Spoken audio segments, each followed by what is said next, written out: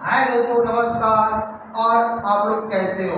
I hope आप लोग बहुत ही अच्छे होंगे। देखिए, आज मेरा जो टॉपिक है वह क्लास 10 मैथ है।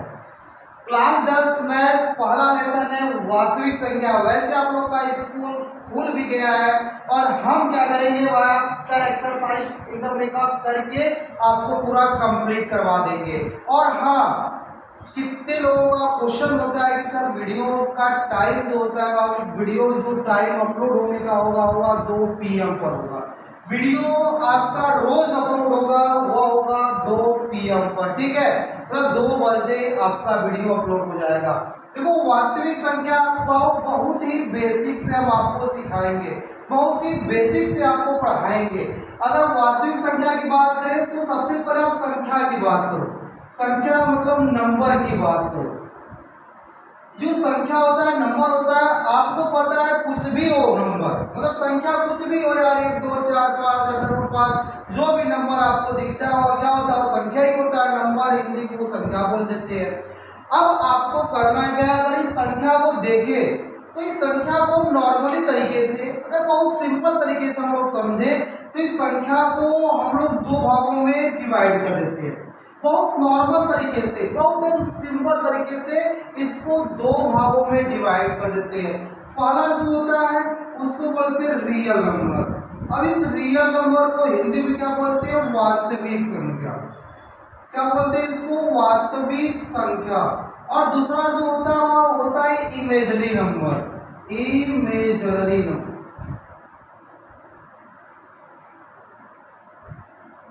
यह होता है काल्पनिक संख्या। अब आप क्लास 10 में हो तो आपको जो इमेजरी नंबर है या इसको बिल्कुल रीड नहीं करना है, आपको पढ़ना नहीं है, इसके बारे में जिक्र ही नहीं करना है। आपको जो जिक्र करना है वो है वास्तविक संख्या। और इसका एक चैप्टर का नाम ही आपको मिल जाता है वास्तविक संख्या। अगर संख्या को आप लोग देखोगे तो आपको बता दिए कि नॉर्मली इसको 2 भागों में हम लोग बांट देते हैं। कौन कौन सा वाला, एक वास्तविक संख्या, दूसरा एक काल्पनिक संख्या। और एक काल्पनिक संख्या आप जब अगले क्लास में जाओगे, क्लास 11th में, तब जाके आप इसको पढ़ोगे।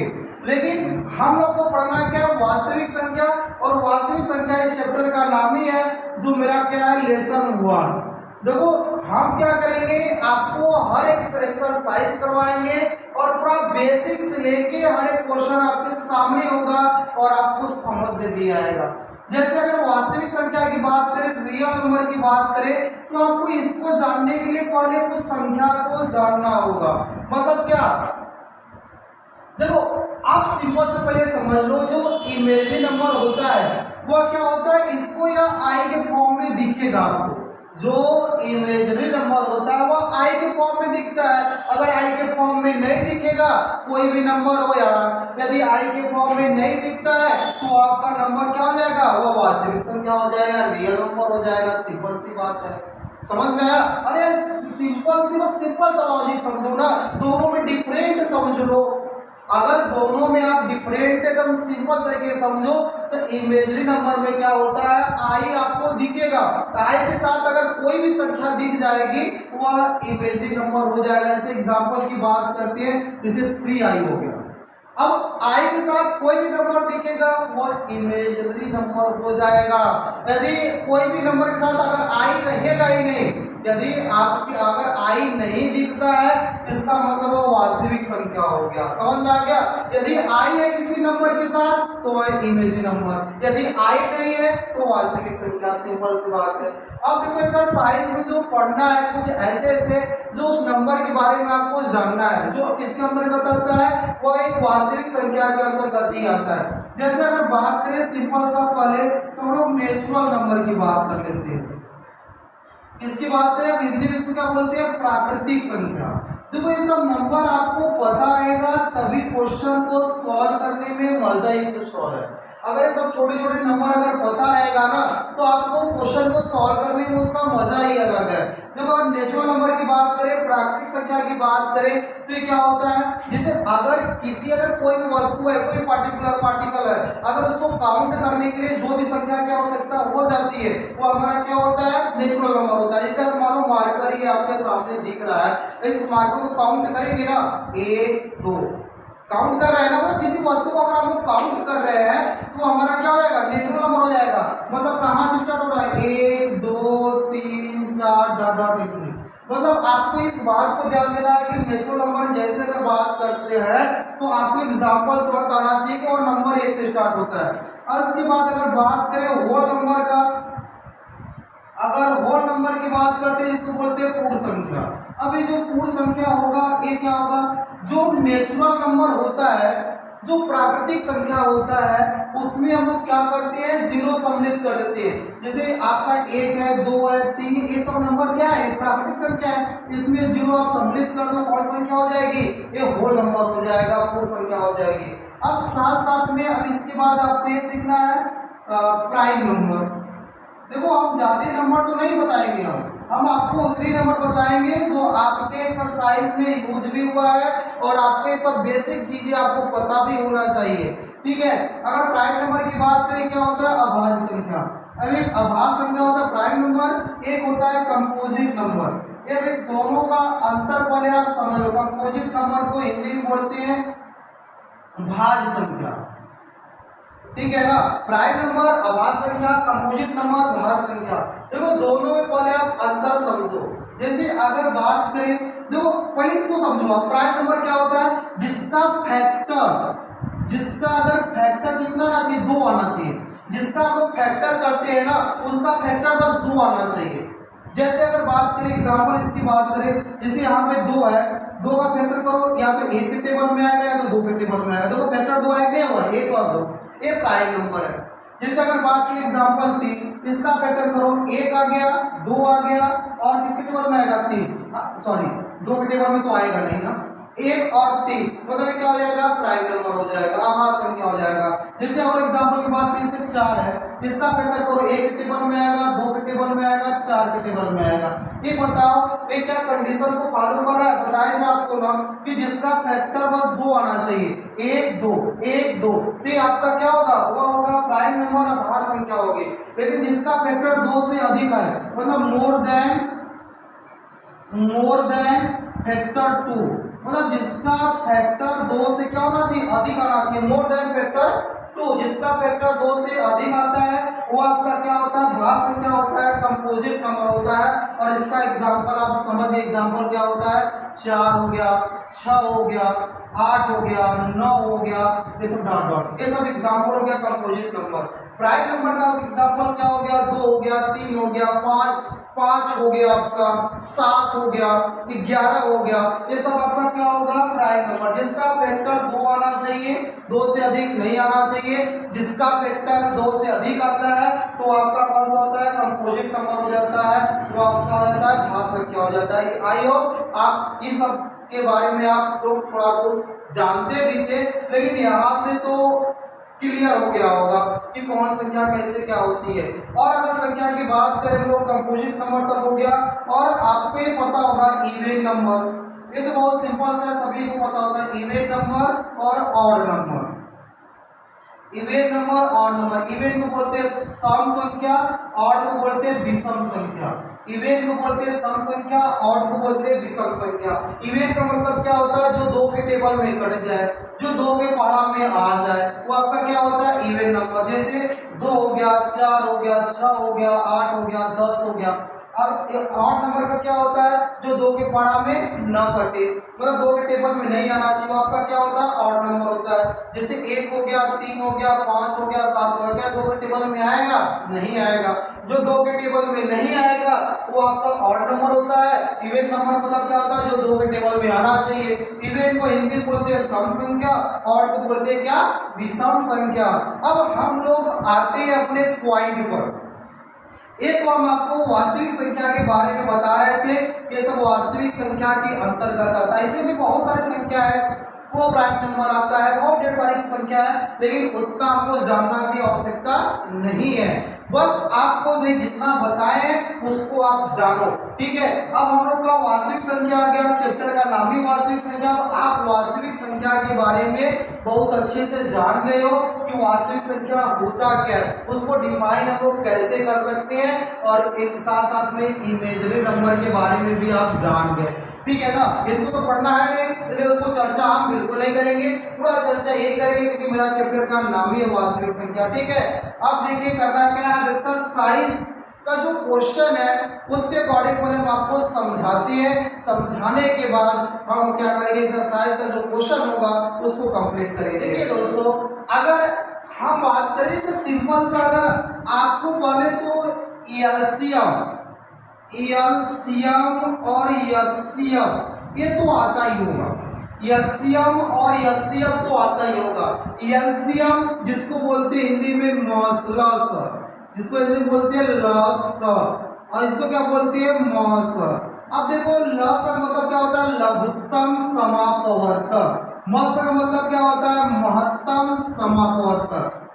एचसीएफ होता है ना, HCF least common multiple highest common factor. अब देखो एलसीएम और एचसीएफ वाले आपको सिंपल तरीके से निकालना आना चाहिए। हम आपको सिखा देते हैं, पहले यह क्लास ही आपका पूरा बेसिक है, एक क्लास ही आपका क्या है, बेसिक है, आपको पूरा बेसिक बताया जा रहा है। जैसे अगर एलसीएम की बात करें, जैसे यहाँ पर ही दिया हुआ, जैसे अगर आपसे कहेगी 8 और 4 का एलसीएम ज्ञात करो, 8 और 4 का निकालो एलसीएम। देखो एलसीएम का, अब देखो यहाँ पे क्या लिखा है, least common multiple. Least common, अब मल्टीपल क्या होता है पहले आप ये जान जाओ। अगर आप इसको जानोगे मल्टीपल क्या होता है, इसको क्या बोलेंगे, मल्टीपल। अगर ये सब छोटी छोटी चीजें क्लियर रहेगा ना, वास्तव में आप एलसीएम और एचसीएफ बहुत आसान तरीके से निकाल सकते हो चुटकियों में। सी का मतलब क्या होता है, कॉमन होता है, सिंपल सी बात है, कॉमन। एल से मतलब क्या होता है, लिस्ट होता है, लिस्ट मतलब सबसे कम, कॉमन मतलब दोनों मिलना चाहिए, मल्टीपल मतलब क्या होता है, उसका गुणज। जैसे अगर 4 है, अगर 4 का मल्टीपल निकालेंगे, अगर हम लोग मल्टीपल ऑफ 4 निकाल लेते हैं, मल्टीपल ऑफ 4, अगर 4 का मल्टीपल निकालते हैं, जिसको बोलते हैं मल्टीपल को बोलते हैं हिंदी में गुणज, ठीक है। अगर 4 का गुणज निकालेंगे तो 4 के पड़ा में क्या क्या आएगा, 4 आएगा, 8 आएगा, 12 आएगा, 16 आएगा, बढ़ता जाएगा। ऐसे ही हम लोग मल्टीपल किसका निकाल देंगे, 8 का। अगर ऐसे ही मल्टीपल हम लोग किसका निकाल दें, मल्टीपल ऑफ 8, इसका क्या होगा, 8 होगा, 16 होगा, 32 होगा, 8 के 24 भी हो जाएगा, 32 भी होगा, 40 होगा, चलता जाएगा। अब देखिए यहां से अगर आपको एलसीएम निकालना है, अगर यहां से आपको एलसीएम निकालना है तो एलसीएम बोलता क्या, लिस्ट कॉमन मल्टीपल। कॉमन का मतलब क्या होता है, जो दोनों मिलना चाहिए, दो तो दोनों मिलना चाहिए, 3 में है तो तीनों में मिलना चाहिए। अब देखो यहाँ पर क्या है, मल्टीपल, कॉमन क्या है, कॉमन दो क्या मिल रहा है, एक तो 8 भी मिल जा रहा है, एक 16 भी मिल रहा है, और आगे ऐसे मिलता भी जाएगा। आगे क्या होगा, ऐसे मिलता भी जाएगा, उससे कोई दिक्कत नहीं है। लेकिन एलसीएम क्या करता है कि जो सबसे लीस्ट होना चाहिए, सबसे कम होना चाहिए यार। अब इसमें देखो 8 मिल रहा है, 16, तो 8 16 में सबसे कम कौन है, 8 ना, जिसका एलसीएम क्या हो जाएगा, 8 हो जाएगा। अब कहोगे सर 16 नहीं हो सकता है, 16 भी होगा, 16 भी होगा, लेकिन हमको सबसे लिस्ट में रखना पड़ता है, लिस्ट में सबसे कम में रखना पड़ता है, इसलिए हम लोग एलसीएम इसका कर लिए 8। मतलब जितना भी अगर कॉमन मिल रहा है इसमें, वो सब उसका एलसीएम ही होगा, उससे कोई समस्या नहीं है। लेकिन यहाँ पे साफ साफ बोल दिया कि वो लिस्ट होना चाहिए, सबसे कम होना चाहिए, तो यहाँ पे क्या होगा, 8 होगा। देखो एक तरीका तो ये मल्टीपल कैसे निकाल के, और दूसरा तरीका क्या हो सकता है, दूसरा तरीका होता है फैक्टर निकाल के। ये तो मल्टीपल निकाल के हम एलसीएम बता दिए, और दूसरा तरीका बताएंगे फैक्टर निकाल के। अब देखो फैक्टर निकाल के कैसे बताएंगे, पहले जो 8 है, 8 का फैक्टर निकालो, क्या आएगा, 2 के टेबल में कट जाएगा, इसका फैक्टर निकालो, ये भी कट जाएगा, इसका फैक्टर निकालो, मिल जाएगा। मतलब 8 का फैक्टर क्या मिला है, 2 × 2 × 2। ऐसे 4 का फैक्टर निकालो, 4 का फैक्टर क्या हो जाएगा, 2 हो जाएगा, तो यह हो जाएगा। अब देखो 4 क्या आ गया आपका, 4, 2 गुणे 2। अब एलसीएम जब आपको निकालना है तो एलसीएम का मतलब क्या होता है, एलसीएम का मतलब क्या होता है। अब देखो ए कौन मिल रहा है उसको लिख दो, ए मिल रहा है इसको लिख दो, अब जो नहीं मिलता है उसको भी लिखो, मतलब जो कॉमन मिल रहा है उसको भी लिखो, जो नहीं मिल रहा है उसको भी लिखो। क्या होगा, 2 दूनी 4, दूनी 8, इसका आंसर कितना हो जाएगा, 8 हो जाएगा। इसका आंसर कितना हो जाएगा, 8। अगर आप चाहो तो ऐसे भी निकाल सकते हो, चाहो तो आप ऐसे भी निकाल सकते हो। ये मल्टीपल्स वाला मेथड है, या फैक्टर मेथड है। और एक मेथड आप चाहो तो दोनों को साथ में करके निकाल सकते हो। कैसे दोनों को साथ में करके निकालोगे, दोनों को साथ में निकाले, जैसे 8 है यहाँ पे 4 है, या किसके टेबल में कटेगा, 2 के, 2 चौके 8, 2 दूनी 4, 2 दूनी 4, 2 कम 2। जब तक एक एक नहीं आ जाता है तब तक आपको कुछ भी नहीं करना है। देखो अगर इसका फैक्टर पूछता है, अगर इसका गुणनखंड अगर आपसे पूछेगा तो गुणनखंड 2 गुणे 2 गुणे 2 हो जाएगा। लेकिन अगर एलसीएम पूछता है कि एलसीएम कितना हो जाएगा आपका, 2 दूनी 4, दूनी 8 हो जाएगा।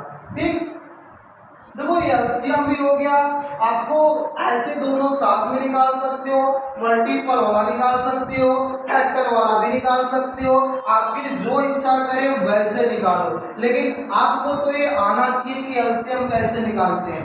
देखो एलसीएम की बात करें, यस से होता है हाईएस्ट, यस से क्या होता है हाईएस्ट, सी से होता है कॉमन, एफ से क्या होता है फैक्टर। अब देखो इस वाले में क्या था कि लिस्ट को लेना था, इसमें क्या लेना है, हाईएस्ट लेना है, वो भी कॉमन लेना है, और उसका फैक्टर जो रहेगा उसको कॉमन लेना है, आपको मल्टीपल का कॉमन नहीं लेना है, इसमें आपको फैक्टर का कॉमन लेना है। जैसे अगर इसी का अगर आपसे एचसीएफ पूछे हम लोग, अगर इसी का एचसीएफ पूछे 8 4 का, तो क्या होगा, 2 गुणे 2 गुणे 2, 4 का क्या होगा, 2 गुणे 2।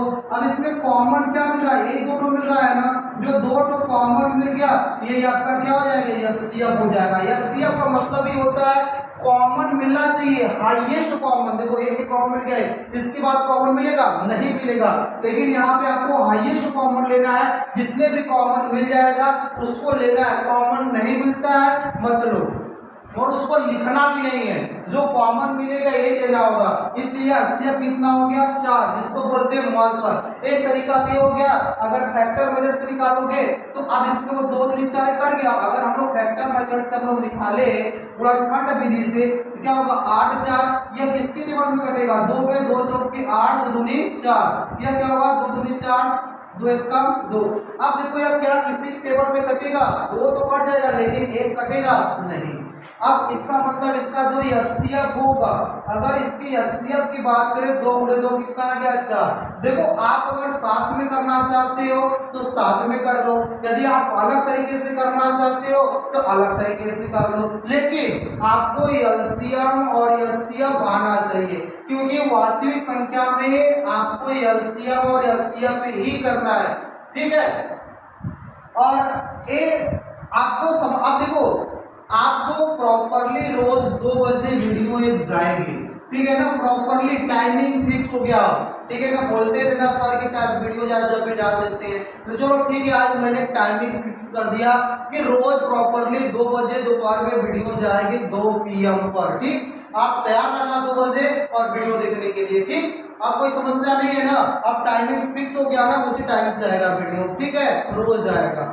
अब क्लास 10 का क्लास 12 का भी जाएगा अल्टरनेट, एक दिन क्लास 10 का, एक दिन क्लास 12 का, एक दिन क्लास 10 का, एक दिन क्लास 12 का, ठीक है ना, ऐसे वीडियो जाएगा।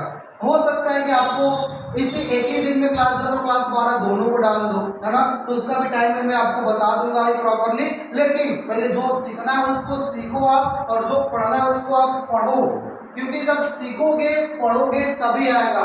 आपको पता है यार, जो बैच हम लोग का स्टार्ट है उस बैच का नाम भी आपको बताएंगे कि इस बैच का नाम मेरा क्या है और इस बैच का टारगेट क्या है।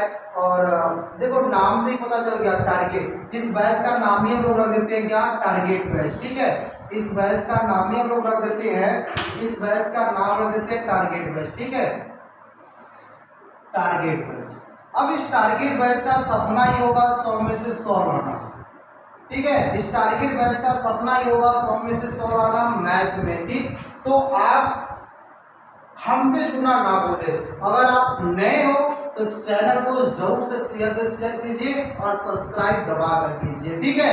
अब देखिए आज हम लोग जितना सीखे हैं, अब यह पार्ट 1 वीडियो था। अब पार्ट सेकेंड में हम आपको एलसीएम एचसीएफ तो हो गया। अब पार्ट सेकेंड में जो आपका एक्सरसाइज है, एक्सरसाइज के तहत कौन से विधि से क्या करना है हम आपको सिखाएंगे, ठीक है ना। और हाँ जो भी अगर समस्या है वह कमेंट बॉक्स में जरूर से दीजिएगा, क्योंकि आई होप आपकी जो समस्या थी वीडियो अपलोड करने का, वीडियो अपलोड करने का आपकी समस्या दूर हो गई। और ये जो बैच का नाम मेरा था, बैच का नाम भी मैंने दे दिया टारगेट बैच 100 में से 100 नंबर लाने का। और हाँ एक और सूचना है, उस सूचना का आप ध्यान दीजिएगा। वो सूचना क्या है, मेरा एक क्लास स्टार्ट होने वाला है जूम मीटिंग पर। ये जो जूम मीटिंग है इस पर मेरा एक क्लास स्टार्ट होने वाला है, ठीक है। इस क्लास में आपको सारी सुविधाएं उपलब्ध कराई जाएगी, जैसे पीडीएफ की सुविधाएं उपलब्ध कराई जाएगी। अब पीडीएफ तो रहेगा ही, साथ साथ में जो एमसीक्यू क्वेश्चन रहेगा, एमसीक्यू की पीडीएफ भी आपको प्रोवाइड करवाई जाएगी। और उसके साथ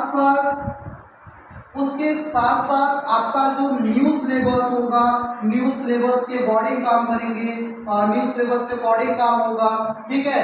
और न्यू सिलेबस के according new syllabus, new pattern, मतलब सब सारी सुविधाएं इसमें जूम मीटिंग पर कराई जाएगी। अगर जो बच्चा इच्छुक हो वो जरूर से जरूर इस टेलीग्राम चैनल, जो हमारा टेलीग्राम चैनल है tech math by Ajay Telegram, अगर आप सर्च करोगे टेलीग्राम पर भी इसी नाम से है, इस पर मैसेज करना जिस बच्चों को ज्वाइन होना है और हम ज्वाइन करवा देंगे। इसकी फीस जो है यह बैच 15 जुलाई से स्टार्ट होने वाला है। यह बैच 15 जुलाई से स्टार्ट होगा और 15 जुलाई से पहले जो टॉप 50 बच्चे होंगे, 50 स्टूडेंट होंगे, इसकी जो फीस है उसकी फीस बस ओनली 199 ही होगा। जो 50 स्टूडेंट टॉप 50 स्टूडेंट बच्चों के लिए बस फीस 199 होगा। जैसे 50 बच्चे से ज्यादा हो जाएंगे उसकी फीस जैसे तुरंत बढ़ के इंक्रीज हो जाएगा 999 में, ठीक है ना। इसलिए आप जल्द से जल्द इसको ज्वाइन करो। और हमको ढेर बच्चों को पढ़ाना भी नहीं है, हम अपने बच्चों को पढ़ाएंगे जो अपने मन में कुछ न कुछ ठाना हो कि सर हम 100 में से 100 नंबर ला सकते हैं और 100 में से 100 नंबर लाना चाहते हैं, लेकिन मैथ मेरी बहुत कमजोर है, मैथ हमको नहीं आती है, तो हम उसको मैथ पूरा का पूरा सिखाएंगे। लेकिन अगर उसका सपना होगा तब, वैसे क्लास में कोई डिस्टर्ब करने वाले बच्चों को हम तो बिल्कुल ज्वाइन नहीं करेंगे, ठीक है ना। तो आप जल्द से जल्द अगर जिसको करना है tech math by Ajay Telegram पर जाओ और वहां पर मैसेज करो, ठीक है। पेमेंट करना, और पेमेंट करने के लिए आपको टेलीग्राम पर ही एक क्यूआर कोड भेज देंगे, वहां पेमेंट कर सकते हो, ठीक है ना। चलो ठीक है, आज की क्लास हम आप यूट्यूब पर भी क्लास आपके प्रॉपरली चलती रहेगी, यूट्यूब पर प्रॉपरली क्लास चलती रहेगी। बस फर्क क्या रहेगा, आपको पीडीएफ प्रोवाइड नहीं करवाए जाएंगे, आपको न्यू सिलेबस को ओल्ड सिलेबस को मिक्स करके पाया जाएगा, क्योंकि आपको नॉलेज बढ़ सके। और उसके बाद न्यू पैटर्न न्यू सिलेबस सब तो आपका रहेगा, ठीक है ना। और साथ साथ में पुराना जो भी एक्सरसाइज कटा है उसको भी पढ़ाएंगे, जो नहीं कटा है उसको पढ़ाएंगे। अगर पूरा चैप्टर ही कट गया है तो उसको नहीं पढ़ाएंगे, ठीक है ना। और यूट्यूब पे क्लासेस हमारी चलती रहेगी प्रॉपरली, और 2 बजे PM पर आएगी, लाइव भी आ जाएंगे हम, ठीक है ना। लाइव क्लास लेना स्टार्ट कर देंगे यूट्यूब पर, लेकिन पहले आप तो देखो, जो वीडियो प्रोवाइड करवा उसको तो देखो आप, ठीक है ना। चलो मिलते हैं नेक्स्ट क्लास में। और अगर आप चैनल पर नए हो तो उसको शेयर कीजिए और दबा के सब्सक्राइब कीजिए, आपकी सपोर्ट की बहुत जरूरत है, ठीक है। Thank you.